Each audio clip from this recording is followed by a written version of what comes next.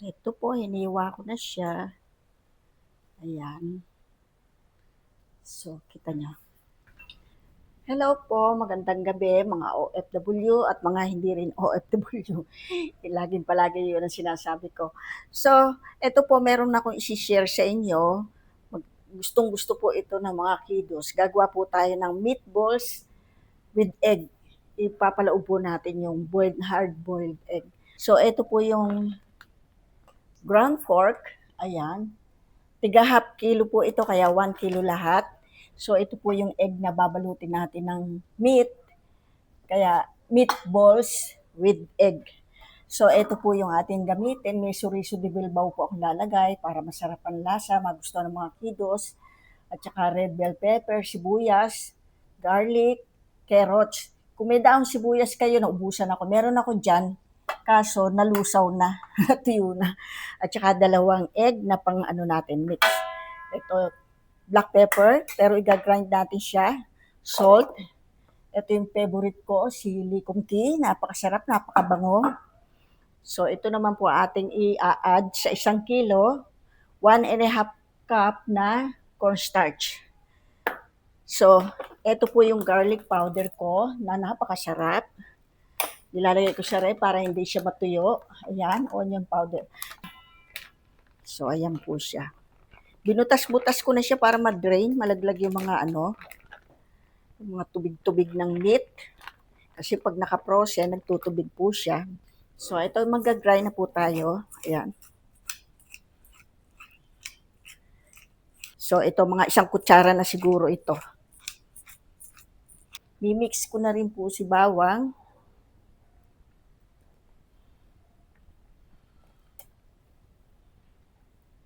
Ayan. Unahin natin yan kasi parang pakiramdam ko pag nauna yung paminta at bawang, garlic, ay yung sibuyas, nawawala ang lansa niya.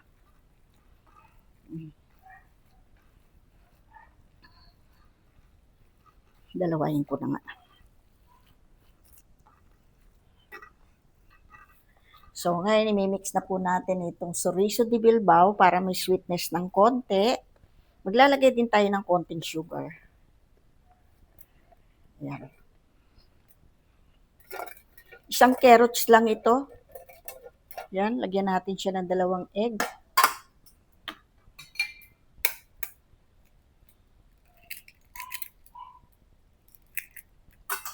Lagyan natin ito iba pang gulay, sayang.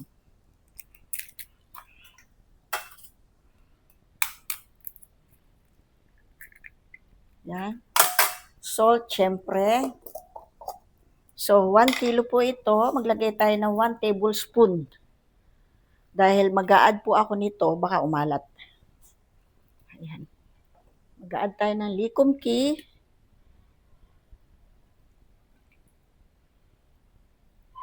Mga 2 tablespoon siguro yan. Tansya-tansya lang po ang bango. Yun. Sabi sa inyo, iba ang bango ng likomki. Diyos me. Para ano. Pwede naman sabay-sabay i-mix yan, pero trip ko lang po yung para bang masang-masa na talaga. Tanggal na yung lansa bago natin ihalo yung ibang ingredients. Naubusan lang po ako ng ng dahon sibuyas or celery, pwede po kayong maglagay nun. Ito, kukuha na po ako ng garlic powder dahil napakabango po nito. Parang natigas na siya. Ayan, 1 punong-puno ng tsaka onion. Yan, wala akong green onion. Babawiin natin sa powder. Ayan. Ano to? 1 teaspoon, but full na full siya. Ayan. So, ito na po yung ating cornstarch. Magtitira po ako para sa gagawin nating sauce niya. Siyempre, may sauce po ito. Bali, 1.5 cup po ito, pero nagtira tayo ng konti pang sauce niya. Ito po yung 1 cup ng all-purpose flour kasi medyo malata pa siya. pang half kilo lang sana na ano yun eh, nilagay natin. Ayan. 8 itlog lang na ilaga ko, pero pwede natin itong itabi sa susunod na pagluluto natin. Pag sumobra, meron pa kayong gagawin uli. Pakita ko lang kasi sa inyo ang procedure ng paggawa ng meatballs with egg. Pa pala nalagyan ng konting sugar para mas masarap. 1 kilo, 3 tablespoon ang ilalagay natin. Kasi may tamis na yung Chorizo de Bilbao. So, maggagawa na ako ng bilog-bilog yan. Sakto lang. Iikot pa ako. 2, 4, 6. Puform po tayo ng pabilog. Oh, kailangan may oil lang kamay para mabalot siya. Ayan. Ito, ayan po. Ano lang natin siya. Ayan, lumaki na siya. Ay, lumalabas si itlog. Si egg. Pwede naman natin itong dagdagan ng harina, kaya lang baka magpuro harina na para tumigas siya. So, eto, ilalagay ko na po siya. Ayun. So, ayan na nga po siya, lubog sa mantika. So, eto po atin na po siyang hahanguin. So, dito ko na siya, Ayan, ako ang ganda-ganda ng lola nyo. Tingnan nyo po, kaganda. Haruy. Yan. Sakto yung 3 lang siya. Ayan. Medyo bumuka yung isa. Ayan siya. Magpa-fry po ako ng hotdog para exciting ang pagkain ng mga kiddo sa ating meatballs with egg. So, ilalagay ko na po muna itong ating hotdog. Yan, okay na siya. Hanguin ko muna para makapag-isa tayo ng ating gagawing sauce. Mga ingredients para sa sauce. So, ilagay na natin si bawang. Ayan. Medyo i-brown natin ng konti para masarap ang lasa niya. Gawin natin yummy ang sauce niya. Lalagyan natin ng cheese. Siyempre, para malinamnam. Para masarap. Ngayon, ilagay na rin po natin yung red bell pepper na tinira ko. Ayan.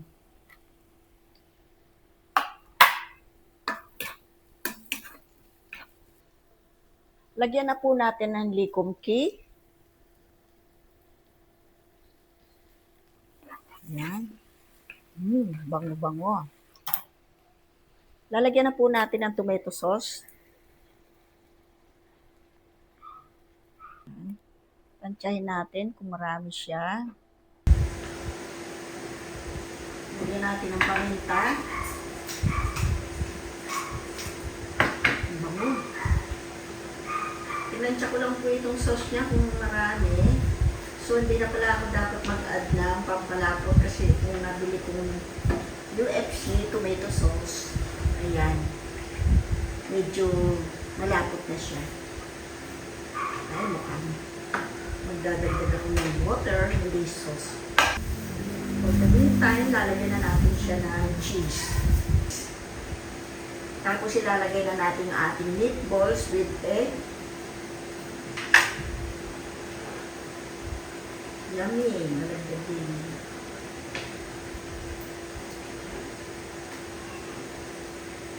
Palagay ko po, mag-a-add pa ako ng half cup of water. Kasi paglagay po natin ito, a-absorb yan, magiging konti lang ang sauce niya.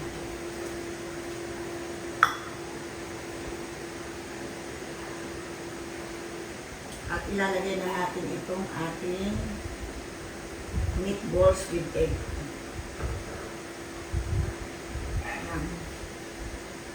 Low fire lang po siya para hindi siya manikit.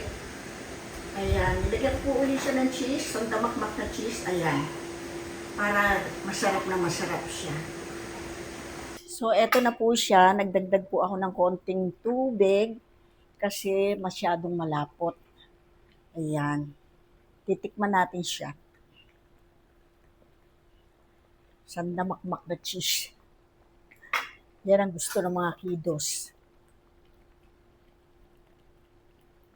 Ayan, hindi na ako naglagay ng cornstarch na pampalapot kasi yung ginamit nating tomato sauce na UFC, malapot pala siya. Maganda. Sakto na sa akin to. Titikiman portion na tayo.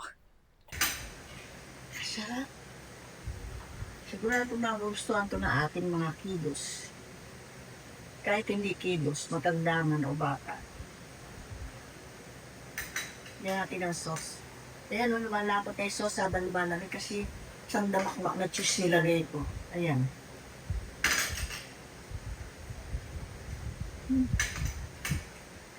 Konting rice. Sarap.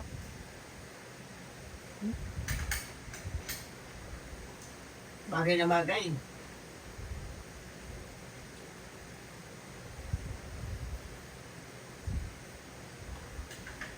Hindi ako niyang mukha nga.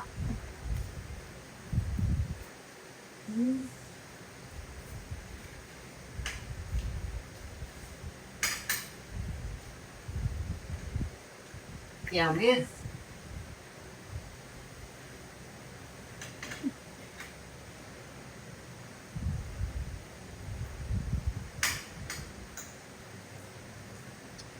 Yung sauce niya, sobrang lapot. Gawa ng cheese, ang damakmak ba nilagay ko? Tapos,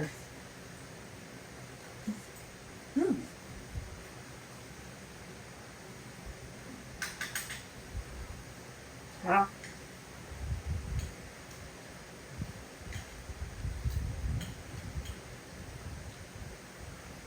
Magtrabaho rin. Pero po, naiba naman.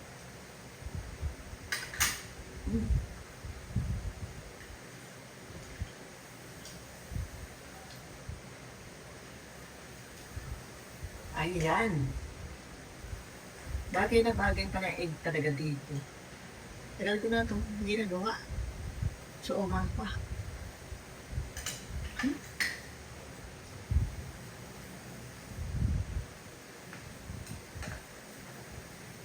Nakakabang yung mga lagaw.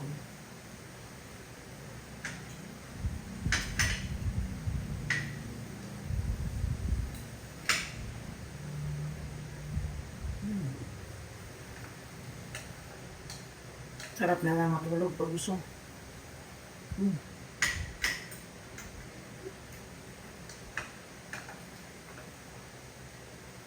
Pinaspas.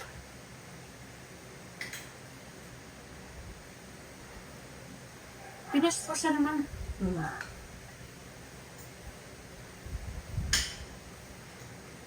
Ay, yummy. Sarap ng tomato sauce, yung asin niya, gusto ko.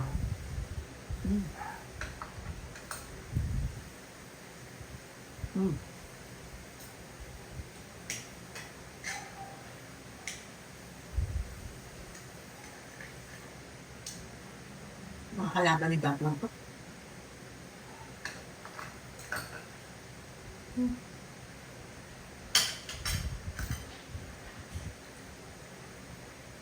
Yeah.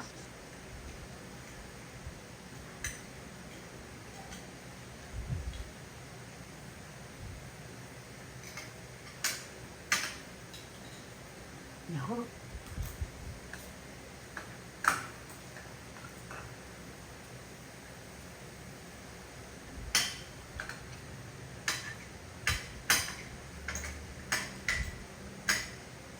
Sarap cheese.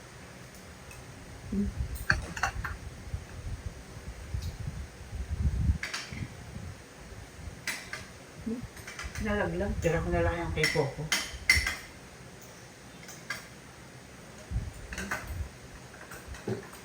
Ubus. Busog-busog. Hmm?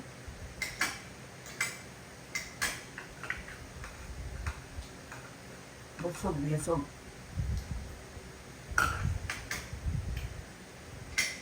Hmm? Ikaw pa. Mahilig sa cheese. So, paano po? Next video na lang uli. Sana magustuhan niyo ito. I-try niyo iluto. Simple lang. Medyo matrabaho. Pero masarap. Naiba naman. Masarap din po yan sa French bread. At inakay. Yan lang. Or tasty. Yung buns. Pwede rin sa buns. Thank you po sa nanonood. See you next video.